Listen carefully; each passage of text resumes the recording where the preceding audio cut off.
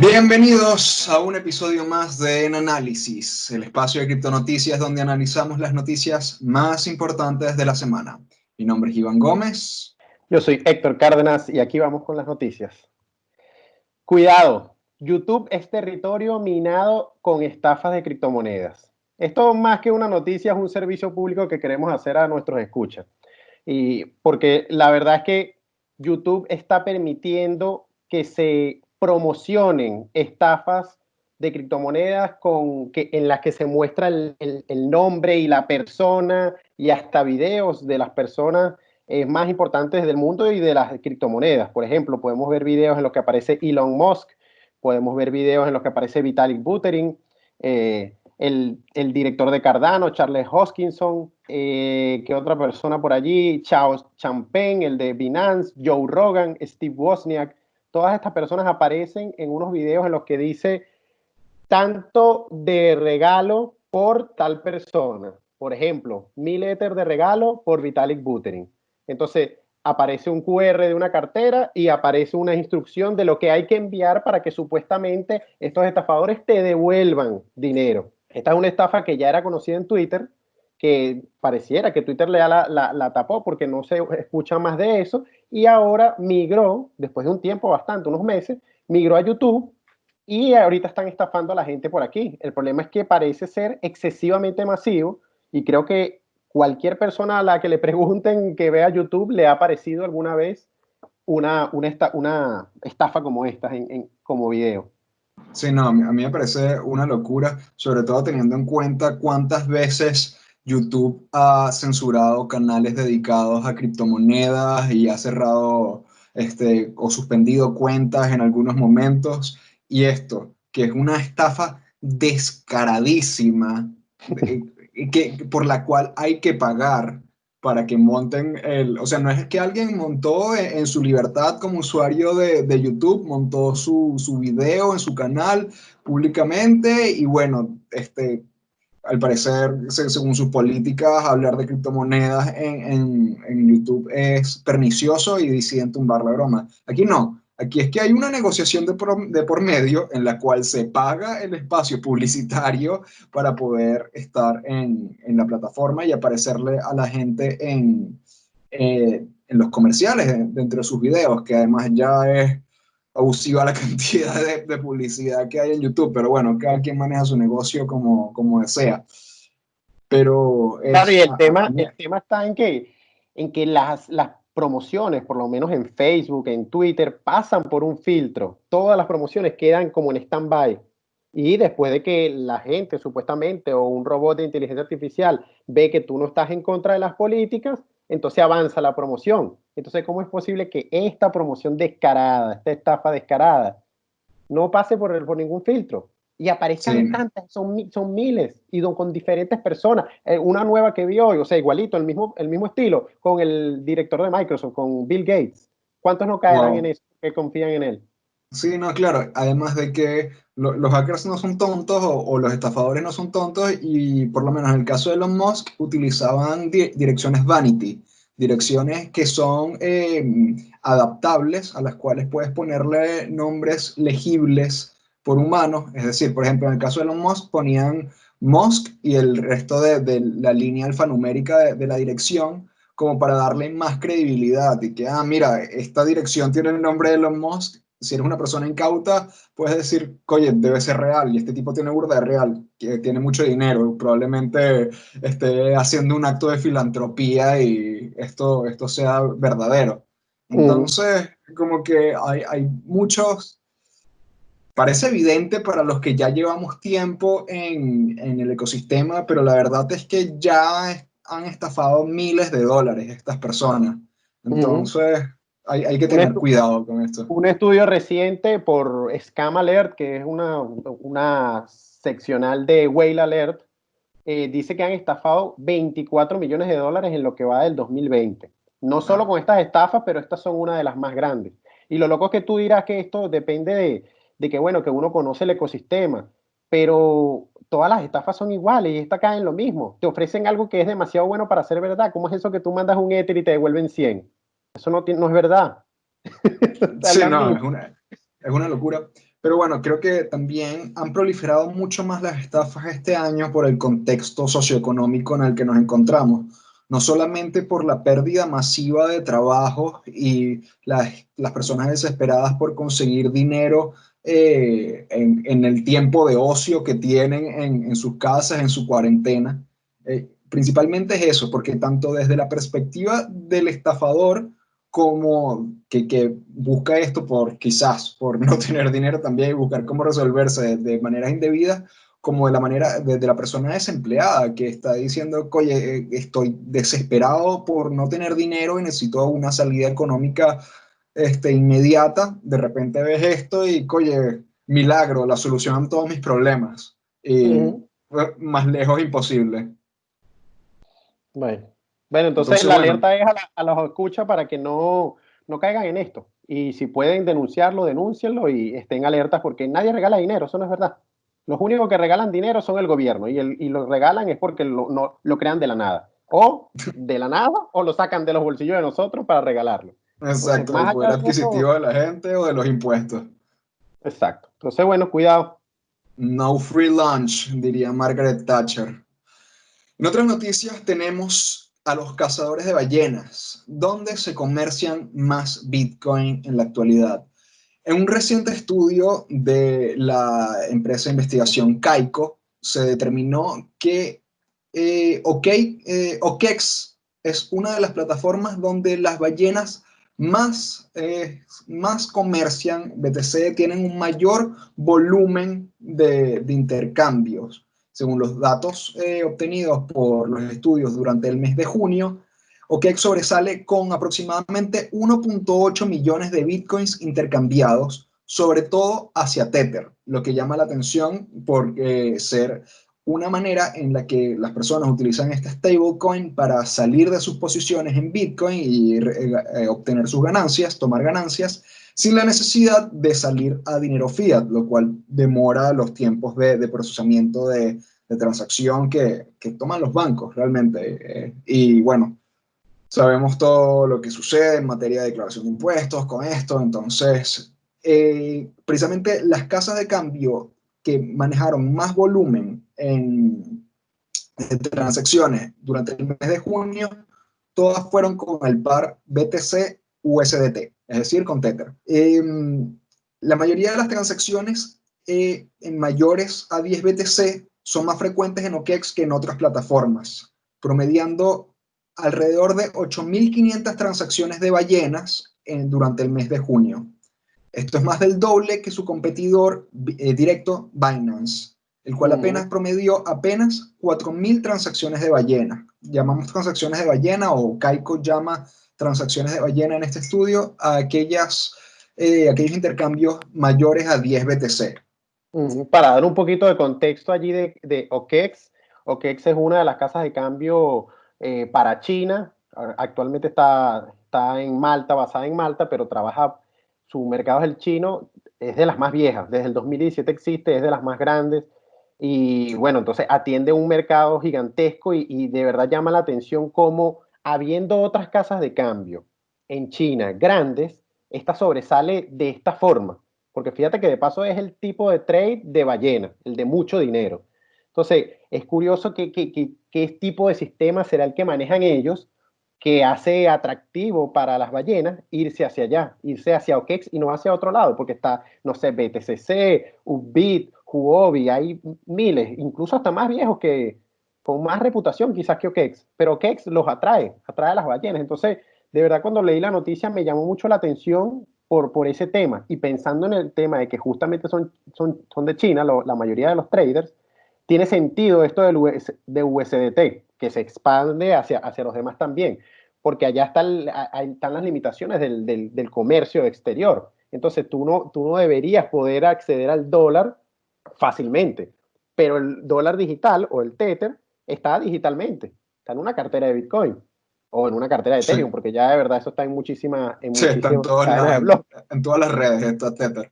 Exacto. Entonces está ¿cómo se llama? Ese incentivo o esa facilidad de poder transar con el dólar sin tener que salirte a una cuenta bancaria, que es algo de paso muy difícil en China.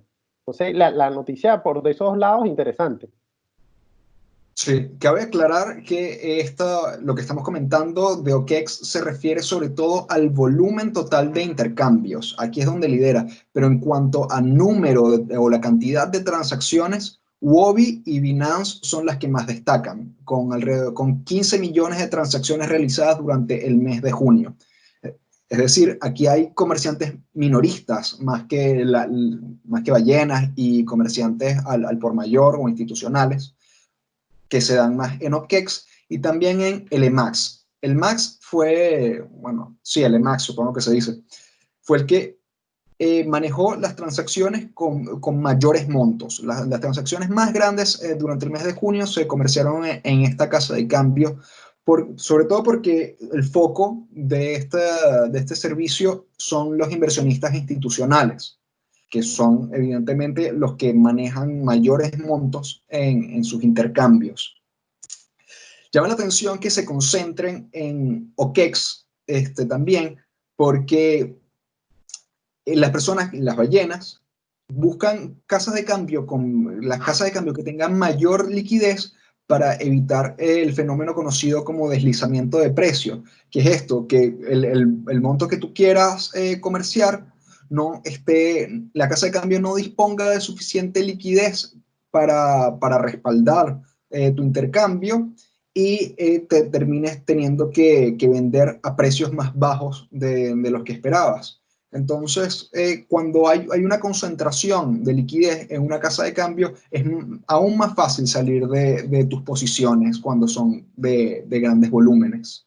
Sí, ahí para ver si podemos poner eso en palabras un poco más llanas, más comunes.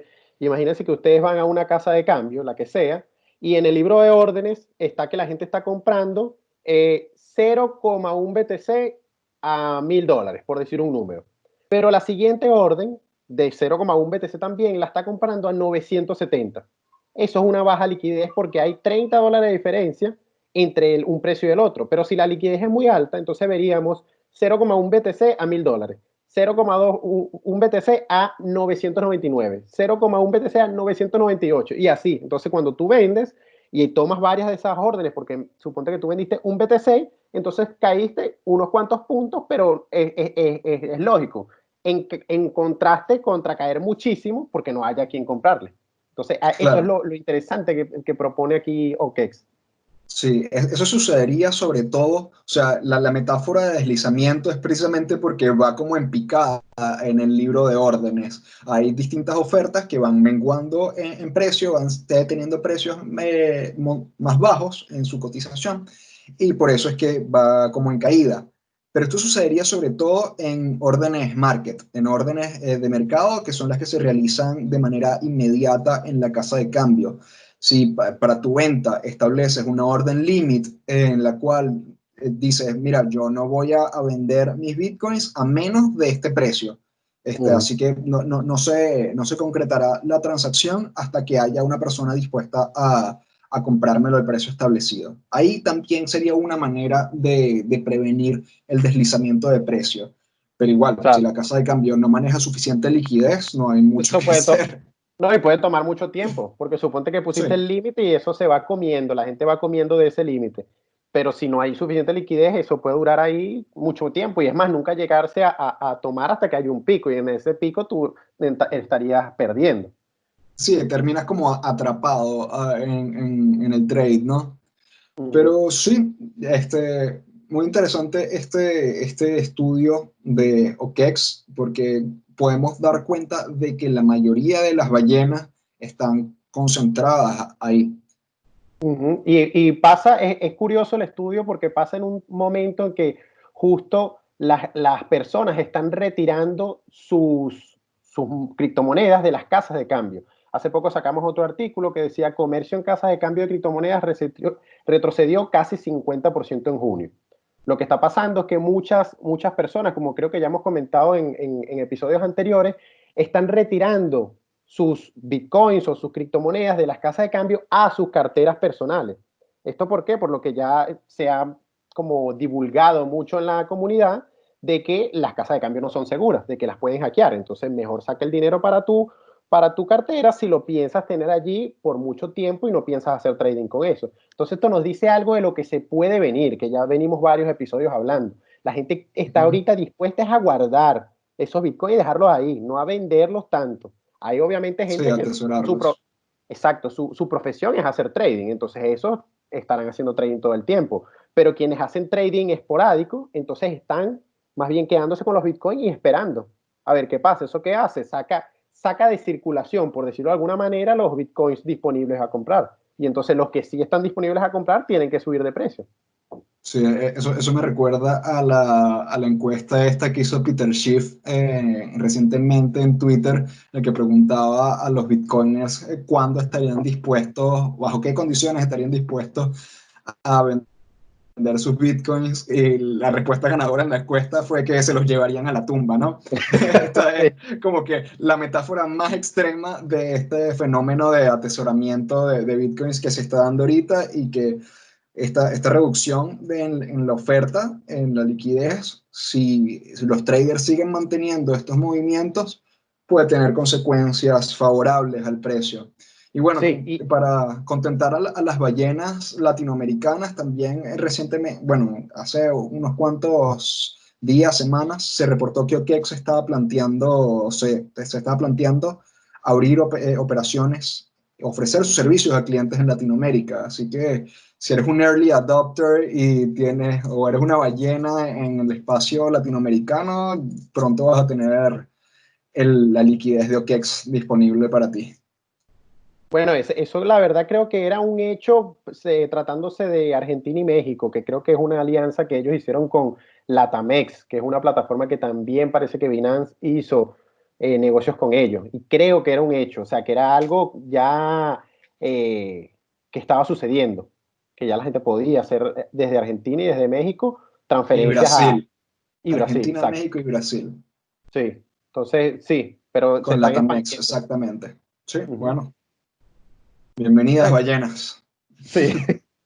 Bueno, y en otras noticias bastante relacionadas, tenemos que una dirección con 100.000 USD Coin fue congelada por orden judicial. USD Coin es una criptomoneda que maneja el consorcio llamado Centre, que es un consorcio dirigido por la startup Circle, que es muy conocida y ahorita es dueña de Poloniex, que es Y uno, también un exchange conocido. también está relacionada con Coinbase. Y con Coinbase, exacto. Entonces lo que pasó es que la justicia la llamamos así porque la verdad no tenemos el detalle específico de quién fue. Y No bueno, quisieron dar comentarios. sí, no quisieron dar comentarios y bueno, caemos en el tema de filosófico de la justicia. Pero Sí, los eufemismos, ¿no? sí, evitándose ese extraño y extraño y no sé, como sugestivo eufemismo de la justicia, la verdad es que alguien de las autoridades de los gobiernos le dijo a Centre que había algo involucrado con crimen en una dirección de USD Coin. Y entonces estas empresas confirmaron haber bloqueado esa dirección. ¿Cómo lo hicieron? Bueno, ellos tienen el contrato inteligente y dentro de sus políticas explican esto del contrato inteligente, de que ellos pueden bloquear direcciones, es decir, congelar los fondos y no permitir que, aunque tú tengas la llave privada, no permitir que se mueva. ¿Por qué? Porque el contrato inteligente manda por encima de la llave privada, así como está construido esto.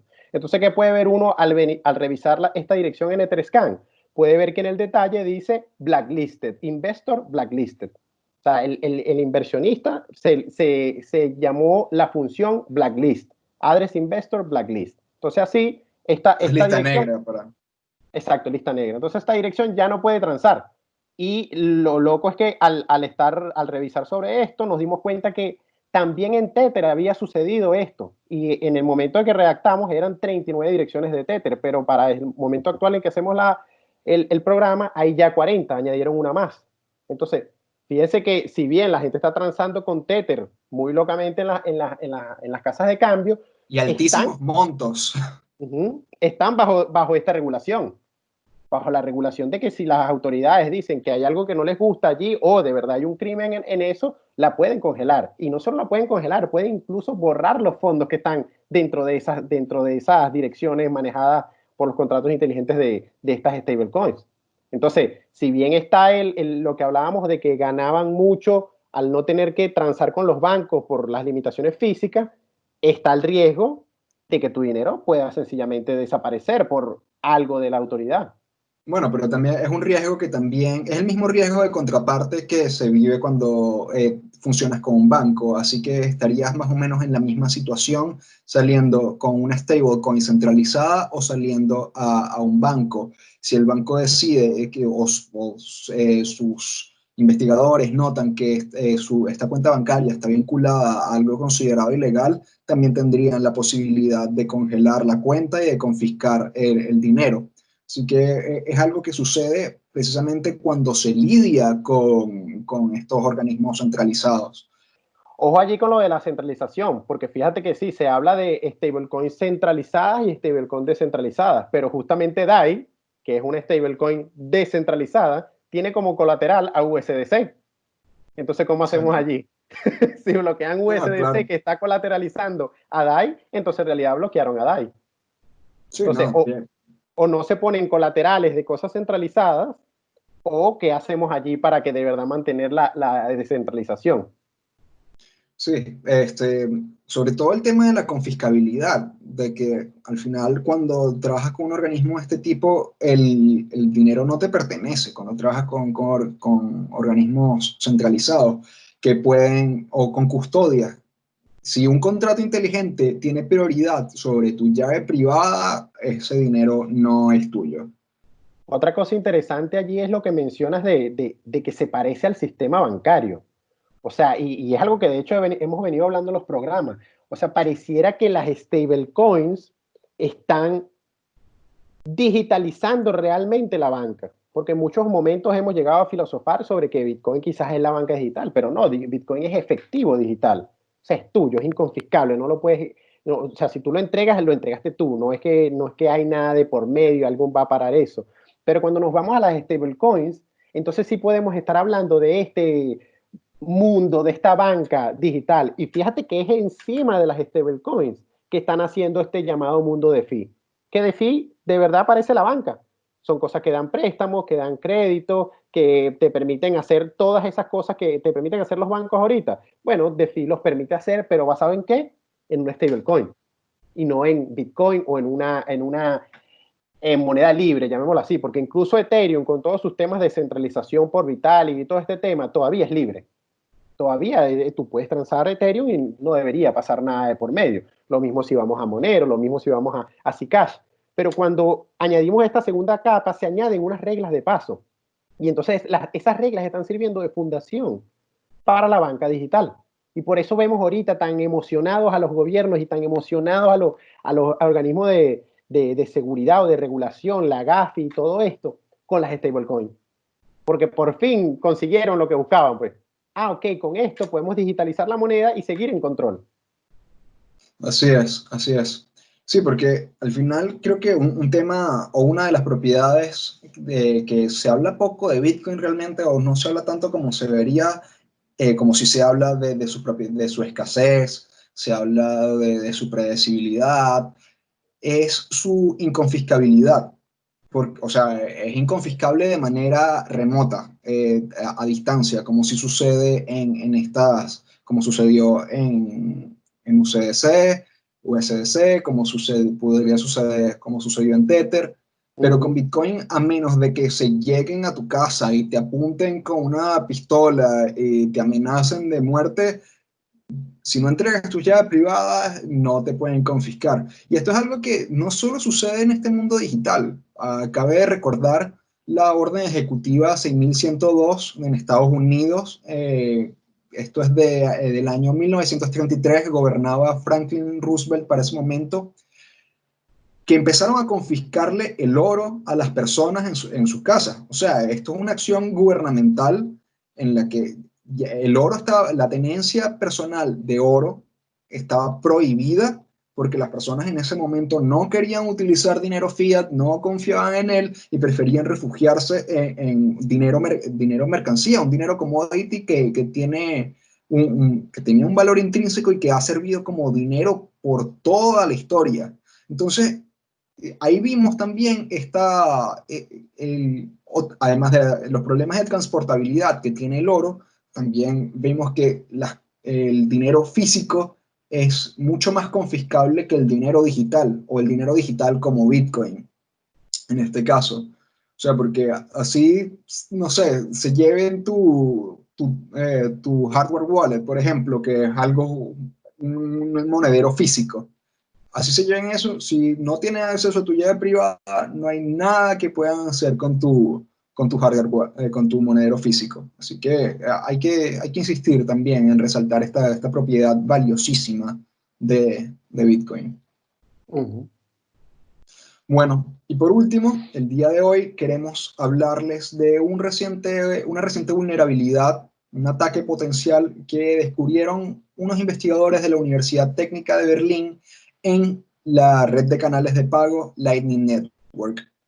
El nombre de este ataque, o del paper en específico, se llama Contando el trueno, un ataque a la privacidad, ataques de tiempo a la privacidad en los canales de pago, en las redes de canales de pago. Esto es, desde mi perspectiva, una de las mayores vulnerabilidades que se han encontrado en Lightning Network en la actualidad, o por lo menos desde la perspectiva de la privacidad, porque si bien se ha hablado o Lightning Network fue concebido en un primer momento como una red para la escalabilidad, para procesamiento de transacciones fuera de la cadena y en la que las transacciones se hacían de manera inmediata o se liquidan de manera inmediata, eh, también venía aparejado a esto un caballo de Troya, que es la privacidad, precisamente, porque al no liquidar las transacciones o al no registrar las transacciones en la cadena base, en la blockchain, no había, hasta que se cierra el canal, no queda registro de las transacciones. Solo los pares involucrados tienen conocimiento de los movimientos monetarios. Entonces, encontrar un vector de ataque en la privacidad de Lightning Network es algo que cambia muchísimo la percepción que se tiene sobre este canal. ¿Cómo sucede este ataque? Bueno, es una suerte de ataque de hombre en el medio, pudiéramos decir, porque sucede precisamente en el espacio que hay entre canales, entre nodos. Es decir, sabemos que en la Lightning Network, como hemos explicado en otras oportunidades, la comunicación se da entre pares. Entre dos nodos se establece un canal y esos nodos pues intercambian el monto que hayan decidido intercambiar en ese canal abierto entre ellos. Pero cuando se quiere hacer una red, es decir, hacer una malla en la que distintos nodos estén conectados entre sí, o no necesariamente estén conectados entre sí, pero aún así puedan comunicarse, se necesita la intermediación de nodos. Es decir, yo puedo comerciar con un nodo con el cual no tengo una conexión siempre y cuando hayan nodos mediando en el camino hasta de nuestra comunicación.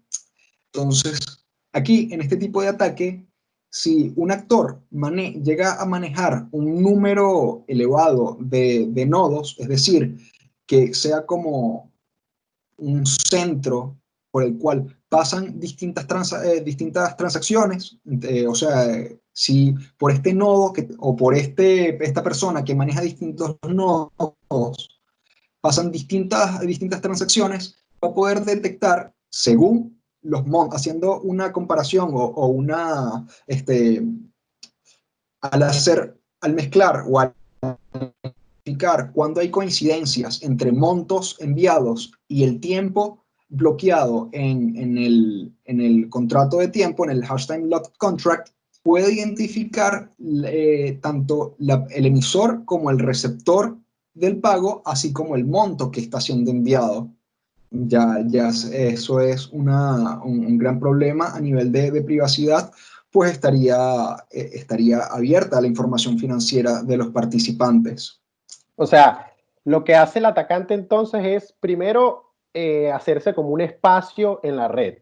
Él se posiciona, se conecta con nodos grandes, se conecta con nodos importantes y se posiciona de forma de que él sea un camino. A través de él Exactamente, pasen transacciones. Y después el tipo exactamente. lo que hace es ponerse a medir cuánto duran en latencia, en tiempo de transmisión de datos, los mensajes de un punto al otro, para él después de discernir cuál mensaje llegó a qué nodo. O sea, él hace como pruebas Exactamente. de latencia y entonces así, entonces él dice, bueno, como este tardó tanto y yo recuerdo que este nodo lo tengo configurado o medido de que él es de los que tardan tanto, entonces él debió haber sido el que mandó la transacción.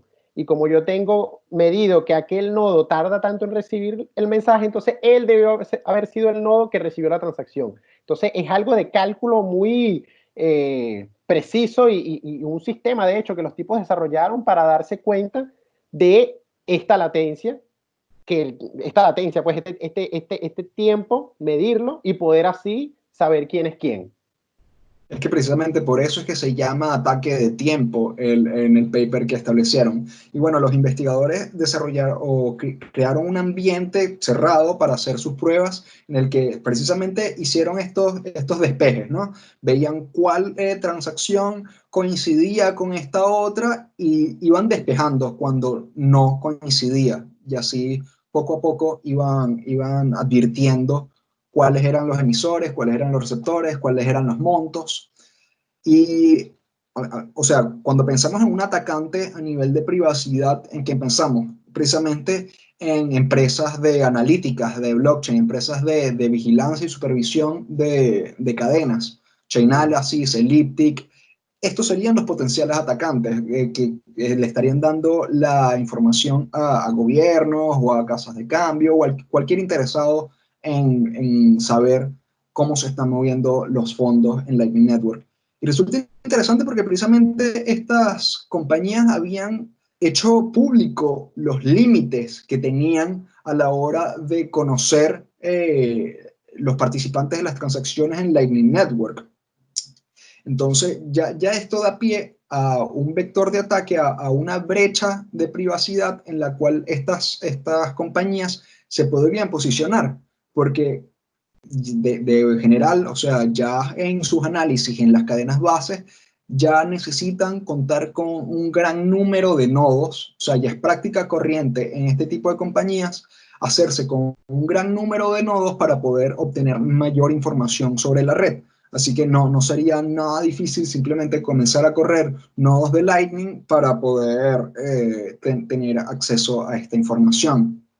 Y fíjate que eso fue algo que me llamó a mí bastante la atención del estudio.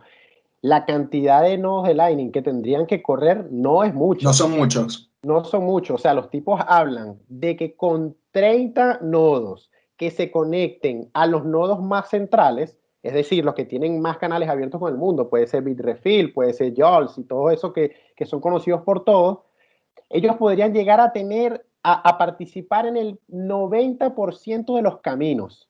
Es decir, 90% de los caminos en toda la red Lightning, por lo menos los caminos visibles, que eso es otra cosa que hay que dejar claro, o sea, hay caminos invisibles que no necesariamente, o privados, pues que no necesariamente se broadcastean, ¿cómo se dice esto? Como se promocionan de que Sí, ellos existen.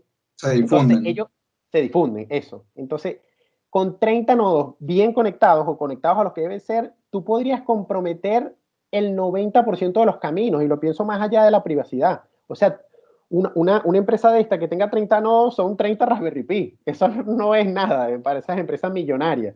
Sí, Entonces, los tener costos no son 30 bajos, no son Raspberry altos. Pi, exacto, tener 30 Raspberry Pi conectados y configurarlos de una buena manera, te hace con la posibilidad de que tú seas uno de los caminos por los que pasan el 90% de los pagos. Estamos hablando de algo gigante. Entonces, ¿qué información no podrías tú obtener de eso? Es demasiada información, no solo esto de privacidad. Puedes Sí, saber muchas cosas del medio. Entonces, me llamó la atención, o sea, me preocupó un poco lo fácil que es, quizás también por lo pequeño que está la red, porque claro, apenas está estamos comenzando. comenzando con Lightning Network, exacto. O sea, está en Sí, pero beta. lo fácil que es participar en tanto porcentaje de la red. O sea, que yo envíe una transacción ahorita a Iván y esté comprometida a la red de esta forma, es de 10 veces que yo le envíe a Iván una transacción, 9 de las veces va a pasar por un nodo de estos comprometidos. Es una Probablemente. locura. Además de que, sí, si no se promueve la cultura de correr el propio nodo, es lo más probable que suceda, porque hay muchas, la mayoría de la mayoría de las personas que no tienen nodos utilizan monederos custodio o monederos que te proveen el canal para las transacciones, como Wallet of Satoshi, como Finex, en los cuales uno no corre su propio nodo. Es decir, lo que quiero llegar con esto es que la proliferación de los nodos no tiene por qué ser demasiada si no se promueve esta cultura. Y cuando hablamos de adopción masiva y este tipo de cosas, generalmente se piensa más en la conveniencia que en estos aspectos técnicos, que la mayoría de las personas no están dispuestas a asumir. Así que los riesgos son altos con esto. ¿Y qué medidas decía el estudio que se podían tomar para contrarrestar? Bueno, precisamente enfocado en el tiempo, o sea, como que tratar de ofuscar o confundir los tiempos de envío y los tiempos de recepción, o el valor delta, lo llaman, de los contratos de tiempo. Así habría menos posibilidades de hacer la coincidencia entre el emisor y el receptor. No estaría el factor tiempo, sino solo el factor monto. Y siendo generalmente pequeños los montos en Lightning, es más difícil la coincidencia. La cosa Es con esto decir, es que o sea, aumenta la latencia de las transacciones. claro, pero es Que, decir, para entenderlo a lo anterior, o sea, lo que haría los nodos sería, en vez de mandar la transacción de una vez, la mandarían aleatoriamente en el tiempo. O sea, yo tengo la transacción ya para mandarla, pero espero 2 segundos y la mando. Algo algo así. así, algo así.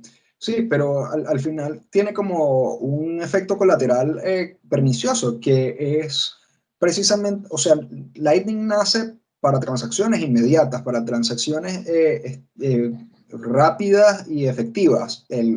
La privacidad era algo secundario o algo que vino por añadidura, pero el foco principal de Lightning era facilitar la velocidad de los pagos.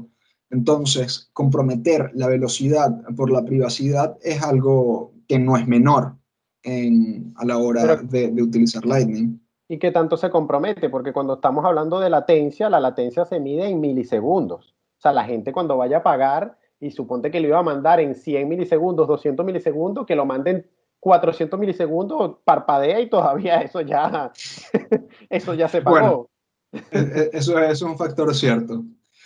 Pero bueno, el caso es que estos estudios son completamente necesarios, como mencionábamos hace algunas semanas con el ataque de inundación, porque ya cuando se dan cuenta de estas vulnerabilidades, los desarrolladores pueden tomar cartas en el asunto y atender estas posibles soluciones, pensarlas, discutirlas y resolverlas. En este caso que comentamos de las inundaciones a los canales que comentamos en semanas pasadas, ya el día de hoy, bueno, para el día de grabación de este programa, ya en el correo de desarrolladores de Lightning se ha decidido qué solución se puede dar para las inundaciones. Sí, o sea, en realidad fue hace unos días, el 9 de julio, en el GitHub se avanzó hacia que los canales ancla, que es una de las cosas que hablamos en los programas pasados, los canales ancla son sencillamente ponerle los padres pagan por los hijos, que es esta que hablamos de que las transacciones, una transacción enviada después puede pagar las comisiones de una transacción enviada antes, que sale de la misma cartera. Es la solución que los de Lightning D, LND, Lightning Labs, van a avanzar. Y nos enteramos el día de hoy a través del correo de Alex Bosworth. No es, que ese no es el oficial del LND, sino que él es un desarrollador de Lightning Labs y él hace su propio mailing list, pues. Pero lo cierto es que nos enteramos que están empujando ya esta solución para atacar la inundación. O sea, sí se la tomaron bastante en serio. ¿Y qué? Fue hace como 2, 3 semanas que se dieron cuenta de la vulnerabilidad. O sea, a mí me parece un nivel de efectividad altísimo. Bueno, según los tiempos que aparecen en el GitHub, los canales ancla estaban propuestos para el 21 de abril. que es No, antes de que saliera la el estudio. vulnerabilidad. Pero luego de que salió el estudio salió creo que el 10 de julio, el día antes o los días antes reactivaron y lo colocaron como una meta en el código. Entonces quiere decir que me imagino que los investigadores se lo mandaron ellos primero, dijeron, mira este ataque, lo voy a publicar, y ellos dijeron, bueno, la solución parece ser esta, vamos a empujarla. Entonces lleva pocos días, pero ya están avanzando hacia los canales Ancla como una solución a ese potencial ataque de la inundación. Bueno, esperemos que suceda lo mismo con este ataque a la privacidad de Lightning. Y bueno, hasta aquí el episodio de hoy, queridos escuchas. Esperamos que lo hayan disfrutado, que hayan aprendido mucho. Y si les quedan dudas, si tienen comentarios, por favor escríbanlos, con gusto los responderemos. Like, compartir. Ustedes ya saben todo lo que hay que hacer. No confíen, verifiquen. Saludos. Saludos. Hasta la próxima.